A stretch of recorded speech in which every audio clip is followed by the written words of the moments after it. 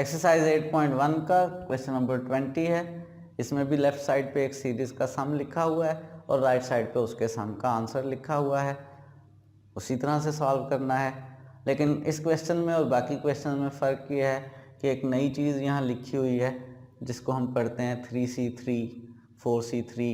Basically ये generally NCR होता है, जिसको आप ऐसे भी लिख लेते हैं, ऐसे लिखें या ऐसे लिखें, पढ़ते आप इसको NCR हैं। ये आपने चैप्टर नंबर 7 में पढ़ा हुआ है। इसका मतलब होता है n factorial over r factorial into n minus r factorial. ये एक नंबर ऑफ कम्बिनेशन को रिप्रेजेंट करता है, लेकिन इस वक्त हम चैप्टर 7 नहीं कर रहे, इसकी डिटेल में नहीं जाएंगे। अलबत्त मुझे इसमें एक प्रॉपर्टी की ज़रूरत पेश आएगी कि अगर हम दो कम्बिनेशंस को ऐड कर रहे हो जिनमें ऊपर वाला नंबर सेम हो और नीचे वाले नंबर्स में से एक छोटा और एक बड़ा हो और कंसेक्टिव हो, तो ऐड करने पे ऊपर वाले नंबर में एक ऐड हो जाता है और नीचे वाले में से बड़े वाला नंबर आंसर आ जाता है। जब भी हम ऐसे दो कम्बिनेशंस को ऐड करें जिनमें ऊपर वाला नंबर सेम हो और नीचे वाले नंबर में से एक छोटा और एक बड़ा हो और कंसेक्टिव हो, तो ऊपर वाले नंबर में एक ऐड हो जाएगा k+1 और नीचे वाले में से बड़ा नंबर आ जाएगा, जैसे यहाँ मैंने n लिख लिया है। फॉर एग्ज़ाम्पल, अगर आप कहीं ऐड कर रहे हो 4C3 प्लस 4C4, ऊपर सेम नंबर है, नीचे एक छोटा और एक बड़ा है, तो आंसर ऊपर वाले में एक ऐड हो जाएगा और नीचे से बड़ा वाला नंबर लिख लेंगे, यानी आंसर ऐड करके 5C4 आ जाएगा। इसी तरह से फॉर एग्जांपल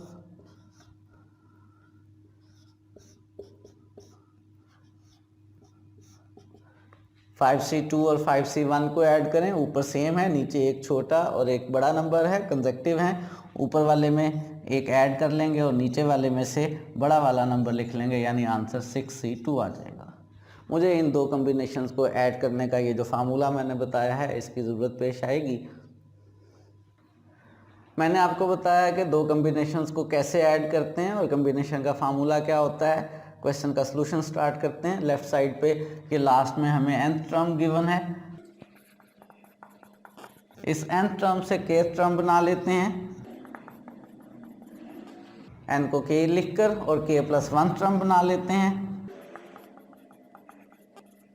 n की जगह k+1 लिखकर। मुझे इस k+1 टर्म की ज़रूरत पेश आएगी प्रूफ में। राइट साइड पे ये जो हमें सम गिवन है, इसका नाम Sn रख लिया, इसमें n को k लिखकर k टर्म्स तक का सम मालूम कर लिया और n को k+1 लिखकर k+1 टर्म्स तक का सम मालूम कर लिया।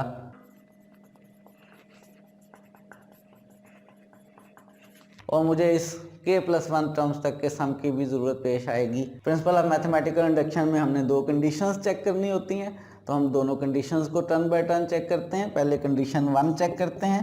कंडीशन 1 में हमने चेक करना है कि S1 ट्रू है या फॉल्स है, तो S1 बनाते हैं।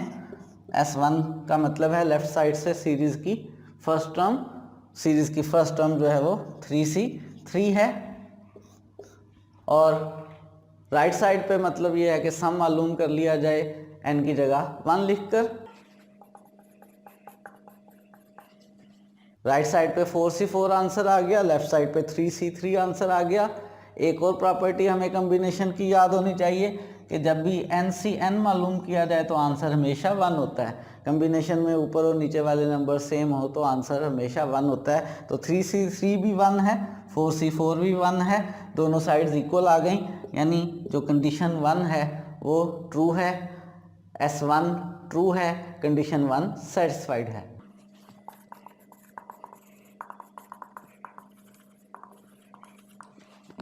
हमने चेक कर लिया, कंडीशन 1 सेटिस्फाई हो गई है। कंडीशन 2 चेक करते हैं। कंडीशन 2 में हमें पता है दो पार्ट्स होते हैं।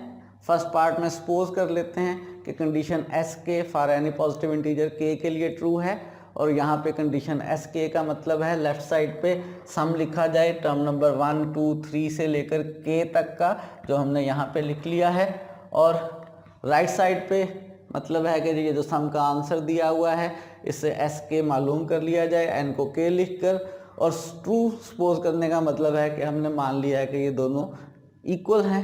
ये सम कैलकुलेट करने पर यही आंसर आता है। अब हमने इसकी मदद से प्रूव करना है एस के प्लस वन को कि वो भी ट्रू है।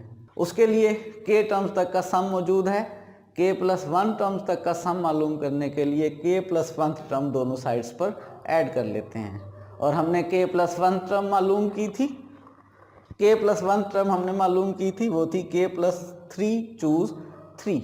ये टर्म दोनों साइड्स पर ऐड कर लेते हैं।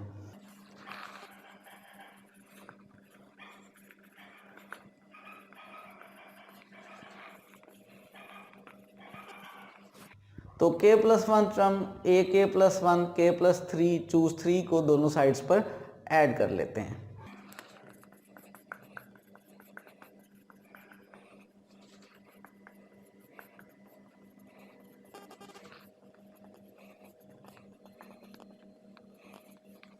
अब हमारे पास लेफ्ट साइड पे ये जो के टर्म्स तक का सम मौजूद था, हमने इसमें के प्लस वन टर्म ऐड कर ली, तो लेफ्ट साइड पे हमारे पास के प्लस वन टर्म्स तक का सम लिखा हुआ है।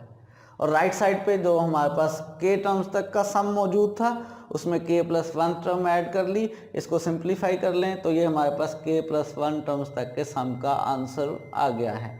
हमने कोशिश करनी है ये आंसर वही बन जाए जो पहले हमने एस के प्लस वन बनाया था, यानी ये के प्लस फोर चूज फोर बन जाए। राइट साइड को सिंप्लीफाई करते हैं। राइट साइड पे हम दो कम्बिनेशंस को ऐड कर रहे हैं। आप गौर करें, दोनों कम्बिनेशन में ऊपर वाला नंबर सेम है और नीचे वाले नंबर्स में से दो कंसेक्टिव नंबर्स हैं, एक छोटा 3 और एक उससे बड़ा 4 है। और मैंने ऐसे सम का आंसर आपको बताया था क्या आएगा कि ऊपर वाले नंबर में एक ऐड कर लेंगे और नीचे वाले में से बड़ा नंबर लिख लेंगे। तो ऊपर वाले नंबर के प्लस 3 में एक ऐड कर लिया 1 और नीचे से बड़ा लिख लिया 4, यानी आंसर आ गया सिंप्लीफाई करने पर के प्लस 4C4। और यही सम हमने कैलकुलेट किया था पहले डायरेक्ट फार्मूले से। इसका मतलब है फार्मूला जो है के प्लस वन के लिए भी ट्रू आंसर देता है। जो स्टेटमेंट एस के प्लस वन है ट्रू है।